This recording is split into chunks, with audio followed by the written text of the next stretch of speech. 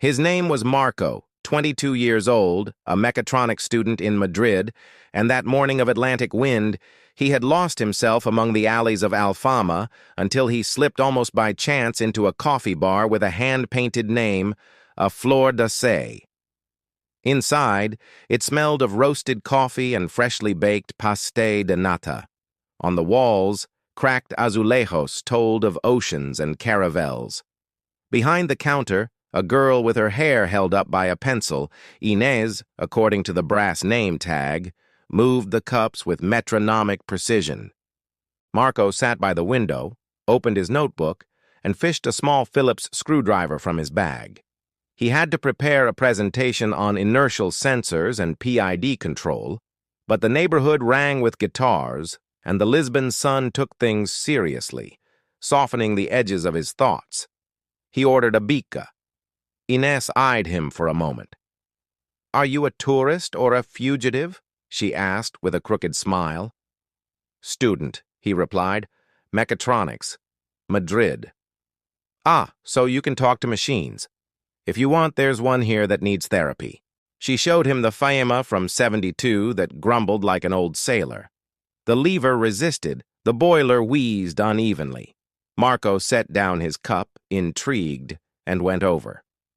The side panel was held by two worn screws. Inez had already loosened them halfway, as if awaiting the accidental hero. "May I?" he asked. "If you save my morning, I'll treat you to a lemon cake that'll make you forget Madrid." Marco uncovered the machine's side. A tangle of tubes, an old pressure switch, a corroded safety thermostat. He pulled out his multi-tool, a pocket tester he always carried like others might carry a Swiss Army knife. The reading was clear. The pressure switch contact tripped too late. The diaphragm was probably stiff. "I don't have spare parts," said Inez, worried. "For now we can work around it." He took a rubber band from the cutlery pack, a paperclip, and a scrap of parchment paper. With those materials, he improvised a small auxiliary spring that anticipated the trigger by a few degrees, then cleaned the contacts with an alcohol-damp cloth. He switched it back on. The boiler rose in pressure with a smoother curve. The steam came out crisp without coughing. Inez clapped softly, the way you applaud Fado. "Witchcraft. Closed-loop control. Machines only want to be listened to," Marco replied, amused. In the far corner, above a tall cabinet, he noticed something out of place. A wind-up automaton, half music box, half little theater. A painted curtain, two wooden figurines, a sailor and a girl looking at the sea. The mechanism was jammed. Marco went closer. The brass was stained. One tooth on the gear seemed bent. He reached out to touch it, but Inez laid a hand on his wrist. "That was my grandfather's," she said softly. "He was a watchmaker. Since he passed, the little theater doesn't sing." "May I try?" he asked gently.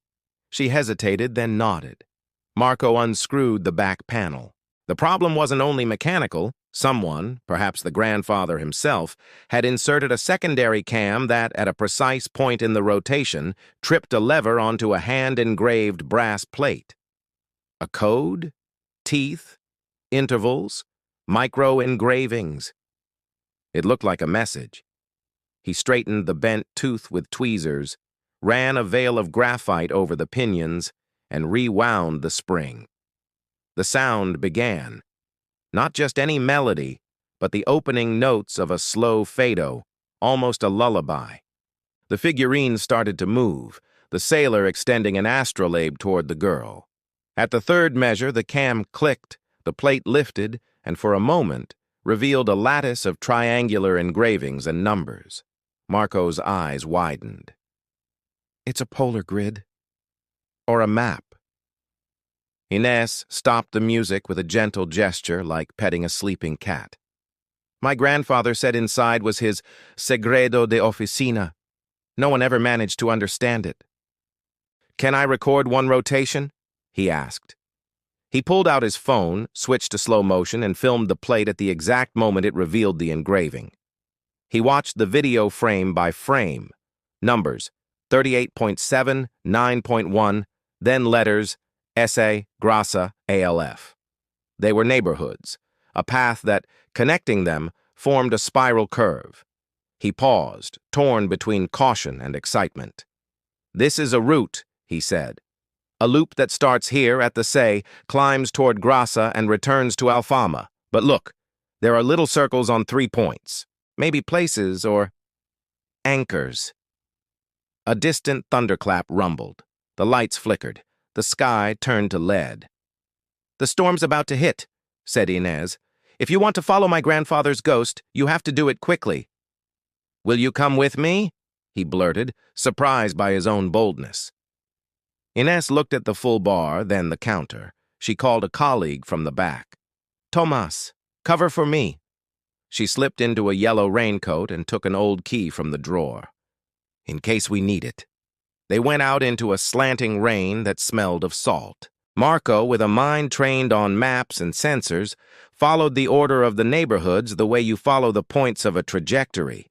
The first circle led them under an arch where a wall clock stopped, showed 12:25. "See?" said Inez. "It hasn't moved in years." Marco looked closer. The minute hand's shaft had the slightest play. From his pocket, he took a drop of machine oil from his bike kit. One turn, a gentle nudge. The clock started up again, and at the click of 12:30, a hidden mechanism in the wall tripped. A small door opened to reveal a tin cylinder with a waxed slip inside. Inez held her breath. On the paper, a fine-line drawing. The profile of a whale, and beneath a single word, "Breathe." "An clue or a lesson," she murmured. "My grandfather often said to breathe when things got complicated." The second point brought them to a shop closed with blue shutters. Inez's old key turned in the lock like in a movie. Inside, the smell of metal, hides, thick lenses on a bench. On the wall, a panel with 3 switches and a frosted glass plate. Marco studied them. They were connected to a small generator. He activated the sequence 1-3-2. The plate lit up, showing a web of lines that, overlaid on the mental map he now had, formed a design, an astrolabe. At the bottom, another note: "Don't look for north, look for the horizon." "This is engineer's poetry," said Marco, and the line made them both laugh, lightening their dash through the rain. The third point was again near the bar, in a lane sloping toward the Tagus. A downspout vibrated in the wind like a string. Inez pointed to a high window with iron bars. Behind it, a silent music box. The lock was a combination. 4 digits. Marco remembered the clock frozen at 12:25. He tried 12:25. It clicked. Inside, a wooden coffer with the same inlay as the automaton, the girl and the sailor. They opened it together. There were no coins or jewels, but a letter and a small printed circuit board, a stepper motor driver, hand-soldered. The letter was for Inez. "For when you find someone who listens to machines," read the heading. The grandfather wrote that he had built the little theater to teach her that mechanical precision and human attention are the same thing spoken in 2 different tongues. He left her the driver and instructions to convert the old automaton into a device capable of drawing on paper the trajectories of Fado, curves as soft as sighs generated by a tiny motor, and a pen guided by a simple algorithm. "Will you come back to the bar?" asked Inez, eyes bright but wry. "I still have to taste the lemon cake," said Marco, "and I'm missing a Fado plotter on my resume." They returned, drenched, laughing. Between a cappuccino and a guitar chord, they mounted the driver onto the little theater, salvaged an old stepper from a broken clock, and programmed a small PID for speed on a spare microcontroller. Marco left his notebook open, scribbles of equations, arrows, a few Portuguese words picked up on the fly. When the pen touched the paper and the melody began again, the plotter traced a slow spiral that opened like a sail. Inez rested her hand on Marco's for a fraction of a second. "Breathe," she said, and the bar, between the sound of rain and the scent of coffee, truly seemed to do just that.